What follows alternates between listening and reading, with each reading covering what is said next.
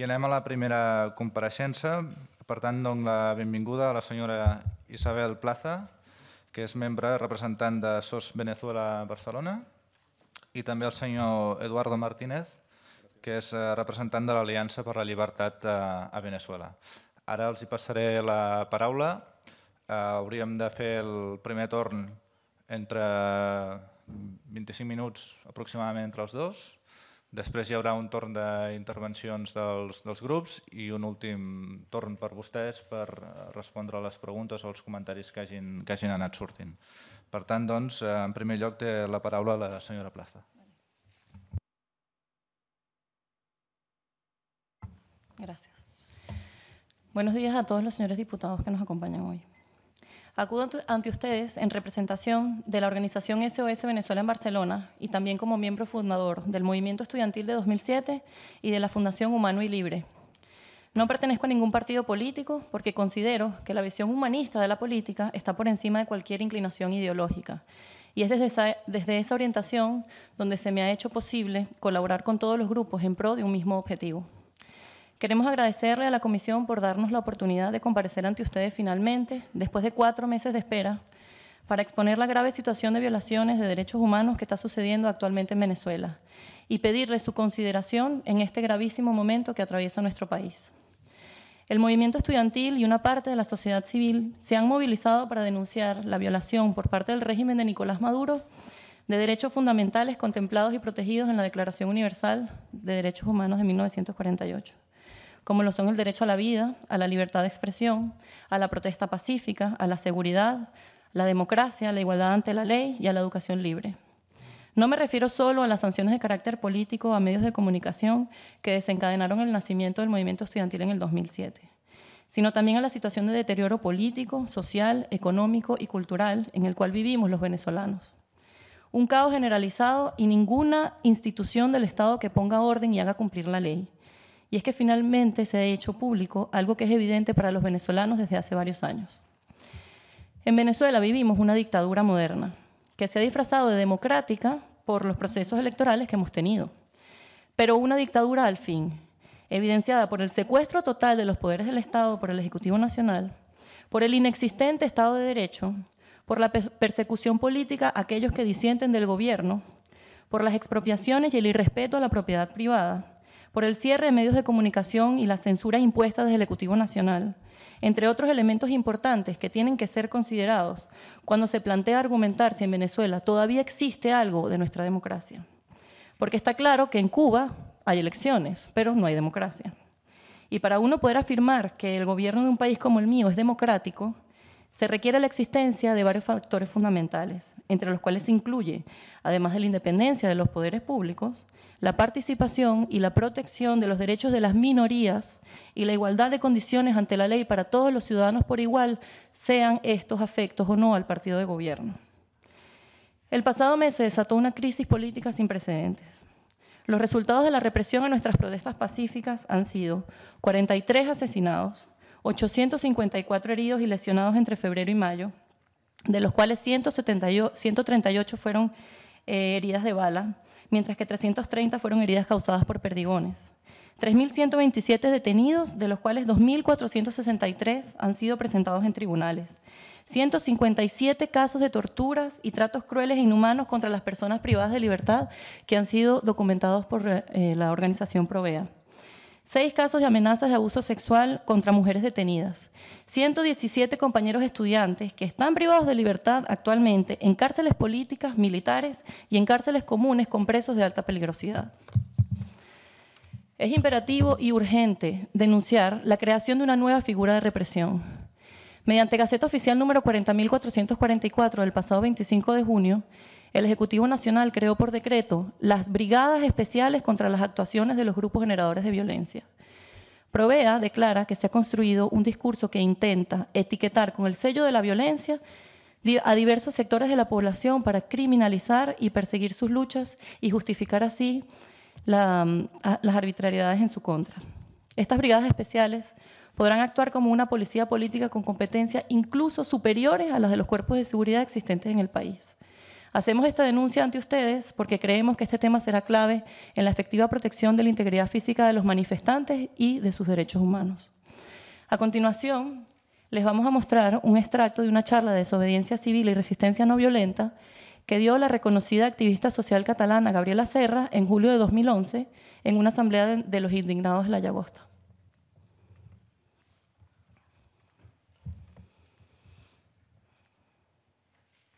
De lo que vamos a hablar ahora, un ratito, y luego vamos a discutir, es de desobedecer. Es de perder el miedo al poder, perder el miedo a los poderosos, perder el miedo a los que mandan y perder el miedo, sobre todo, a desobedecer leyes. Eso es la desobediencia civil. Gandhi es al que le debemos la mayor teorización sobre el tema de la desobediencia civil. Ahora bien, fíjense, hay una discusión que es muy curiosa. Las gentes bien pensantes y demócratas, comillas, ¿no? Cuando el señor Gandhi, ¿no?, el compañero Gandhi, luchaba y hacía desobediencia civil y se oponía a las leyes de los ingleses, las leyes coloniales de los ingleses, les parecía bien. ¿Por qué les parecía bien a mucha gente?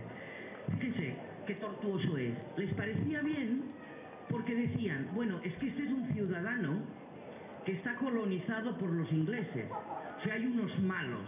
Los malos son los ingleses, ¿no?, que han colonizado la India. Y este señor, como está oprimido, tiene derecho a hacer desobediencia civil y tiene derecho a hacer otro tipo de acciones no violentas para oponerse a esos colonialistas que tienen. ¿Qué ocurre? Ocurre que cuando desde el movimiento pacifista y desde el movimiento no violento y desde otros movimientos empieza a divulgarse la idea de desobediencia civil, no salen los demócratas de siempre diciendo, ah, no, cuidado, cuando hay una situación de tiranía o de dictadura, se puede hacer desobediencia civil. Entonces sí, entonces es legítimamente correcto, ¿no? Pues con Franco, que era un dictador, pues sí, entonces ahí se puede. Ahora bien, si estamos en democracia, no se puede hacer desobediencia civil, porque por eso somos demócratas. Y por eso votamos a la gente, y por eso tenemos diputados, y tenemos concejales, y concejalas, y alcaldesas. Entonces, en democracia no se puede hacer prácticas de desobediencia civil. Si hay democracia hay que ir a votar y cambiar los responsables políticos. Eso es lo que nos negamos desde las personas que manifestamos y planteamos que la desobediencia civil es no es legal, porque es un acto ilegal, pero es una actitud absolutamente legítima cuando estamos en desacuerdo concreto con leyes, con medidas y con imposiciones que dañan, vulneran pues parte de nuestra identidad como seres libres, parte de nuestra identidad como seres que luchamos por la libertad. Porque la indignación de la gente ante medidas injustas, por muy leyes que sean, por muy ley ómnibus que sean las que han aprobado, estamos y estábamos en desacuerdo y por tanto creíamos absolutamente legítimo el poder quejarnos y el poder disentir. El propio Gandhi, no violento donde lo hubiere, no violento con patas absoluto, él decía, ante alguien que no haga nada, yo prefiero a alguien que reaccione. ¿No? Ante no hacer nada, mejor alguien que vaya y que le dé un porrazo, ¿no? Ahora, lo mejor es hacer algo desde la no violencia, pero ante la inactividad, mejor hacer alguna actividad, aunque sea contundente. Perfecto. En el caso de Venezuela, el tema de la desobediencia civil está amparada en nuestra Constitución. El artículo 350 dice lo siguiente: el pueblo de Venezuela, fiel a su tradición republicana, a su lucha por la independencia, la paz y la libertad, desconocerá cualquier régimen, legislación o autoridad que contraríe los valores, principios y garantías democráticos o menoscabe los derechos humanos. Y en el artículo 333 se expone, esta Constitución no perderá su vigencia si dejare de observarse por acto de fuerza o porque fuere derogada por cualquier otro medio distinto al previsto en ella.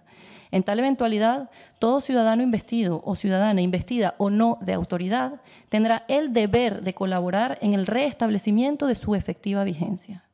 En Venezuela, la desobediencia civil no solo es un derecho garantizado en nuestra Constitución, sino es también un deber, y se ha constituido en la herramienta no violenta que empleamos los venezolanos demócratas, especialmente los estudiantes, porque creemos verdaderamente en lo que reclamamos. Creemos en la vida, en la libertad, en la justicia y en la igualdad. Quienes disentimos del régimen sí creemos en la democracia. Nuestra estrategia ha sido, es y será la no violencia, porque creemos que la libertad se conquista desde el respeto de los derechos del otro. Así el otro te agreda, te humille, te torture o te asesine, tal y como han recogido los numerosos informes de ONGs nacionales e internacionales existentes sobre los sucesos que hoy mencionamos y que Eduardo les hará un resumen. En el video que acabamos de ver, la señora Serra habla de perderle el miedo al poder. Pues exactamente de eso se trata, y es por lo que están luchando los jóvenes en las calles de Venezuela. Los estudiantes no se dejarán amedrentar porque este régimen opresor que nos gobierna, a pesar del escenario que se plantea ahora con la creación de las brigadas antiviolencia. Una figura de persecución política parecida a los grupos paramilitares creados por dictaduras en el pasado, cuyo objetivo es acallar a la población descontenta infundiendo el terror. A pesar de este peligroso escenario, los muchachos no decaen en sus ánimos de lucha y se mantienen firmes porque está claro que vivir una Venezuela libre todo lo vale. Los estudiantes y la sociedad civil están indignados. Las madres de las zonas populares pasan horas indignantes en interminables colas para comprar comida en cantidades racionadas. Los hospitales están llenos de pacientes indignados porque no pueden recibir tratamiento de enfermedades crónicas, ya que no hay medicinas, material quirúrgico ni equipos operativos. Venezuela está indignada en general porque, siendo uno de los países más ricos del mundo, la pésima gestión del régimen acabó incluso con el abastecimiento del que es nuestro pan. Nunca en nuestra historia faltó una arepa en los hogares venezolanos, siendo este el plato básico y tradicional de los venezolanos. El gobierno persigue con mayor ahínco y esfuerzo un paquete de harina pan y a los empresarios que la fabrican que a los asesinos de Basil, Roberto, Geraldine, Daniel, Wilmer, Argenis, Guillermo y los demás compañeros estudiantes y venezolanos que han muerto en nuestras protestas pacíficas. Porque en algunos lugares del mundo se ve con buenos ojos la protesta pacífica y la desobediencia civil, como por ejemplo la Primavera Árabe o el Movimiento de los Indignados. Y a los venezolanos que protestamos por recuperar nuestros legítimos derechos se nos insulta y agrede, se nos intenta acallar. ¿Por qué esta injusticia tan evidente? La única razón que hemos encontrado es que hay tanto interés económico de por medio que más vale mantener las relaciones con un régimen asesino que velar por la vida y la seguridad de los venezolanos. Y esta actitud mezquina del mundo para con nosotros nos está dando una gran lección. Pero más trascendental e importante será la que le demos los venezolanos nosotros a la humanidad. A Bolívar lo llevamos en la sangre y también, como él, tenemos sueños de libertad. Una reflexión que consideramos pertinente hacer, porque la memoria política tiende a ser selectiva de aquello que nos conviene según qué situaciones. Ningún líder político que haya accedido al escenario democrático, habiendo perpetrado previamente un golpe de Estado, puede ser digno de respeto o admiración. Que no se nos olvide que el difunto Chávez propinó un golpe de Estado en el que murieron venezolanos y luego de retirarse al Museo Histórico para negociar, unos años después fue absuelto ilegítimamente de su crimen para que pudiera acceder al poder por la vía democrática. Chávez fue un traidor a la patria, que en su condición de oficial del ejército venezolano utilizó la violencia y las armas para romper el hilo constitucional que había sido establecido por mandato popular. Un líder que tuvo mucho carisma para ganarse al mundo con su discurso de izquierda antiimperialista y con una cartera ilimitada de dinero para comprar conciencias por montón. Pero eso no le quita el hecho de haber sido violador del mismo sistema por el cual accedió al poder. Yo como joven venezolana siento mucha vergüenza al ver el apoyo que sigue teniendo su proyecto entre algunos círculos de la izquierda en diferentes países del mundo. Aun cuando el deterioro social, económico, político, jurídico y cultural de Venezuela se ha profundizado a ser el más grave de toda nuestra historia moderna. Siento vergüenza de que se intente menospreciar el esfuerzo, el sacrificio y los sueños de libertad de miles de jóvenes que están arriesgando sus vidas en las calles de Venezuela para recuperar la democracia. Y por eso estoy aquí, porque como venezolana haré valer mi derecho de expresar mi opinión, de denunciar aquello que considero injusto, de desmentir el falso discurso del gobierno sobre la realidad de Venezuela y de acompañar la lucha por el respeto de los derechos humanos más allá de las fronteras del gentilicio que me fue otorgado. Porque antes de ser liberal, soy venezolana. Y antes de esas dos cosas, soy profundamente humanista. Desde el movimiento estudiantil queremos agradecerle a la Comisión por habernos dado esta oportunidad. No sin antes recordarles que las violaciones de derechos humanos es un tema que trasciende las fronteras de nuestras naciones. La burocracia asociada a nuestras estructuras políticas pone en riesgo la protección del derecho fundamental de la vida. Porque mientras los políticos debaten si les conviene o no tomar tal o cual posición, En los lugares donde hay conflicto se pone en riesgo la vida de seres humanos, se ocasionan daños a la sociedad, se pierde la confianza en las organizaciones internacionales y se pierde también la fe en la política. Porque ¿para qué elegimos representantes, creamos organismos internacionales y suscribimos acuerdos si no es para que protejan los derechos que les hemos delegado? ¿Qué sentido tiene organizar al mundo bajo parámetros mínimos de convivencia si a la hora de defenderlos demoramos nuestras respuestas por intereses mezquinos? Ha llegado el momento de trascender las diferencias ideológicas, las divisiones y los egoísmos. El ego político le está haciendo muchísimo daño a nuestros pueblos. Avancemos al siguiente nivel teniendo siempre presente que somos seres humanos y que es en la protección de la vida, de la libertad y de la justicia donde encontraremos la respuesta a los males del mundo. La sangre de los venezolanos es infinitamente más preciada que los recursos naturales de los cuales disponemos. Les pedimos que no nos abandonen en nuestra lucha humanista y nos ayuden a proteger la vida de nuestros hermanos para que los venezolanos podamos lograr nuestro objetivo, recuperar la democracia y la libertad de Venezuela. Muchas gracias. Molt bé, moltes gràcies.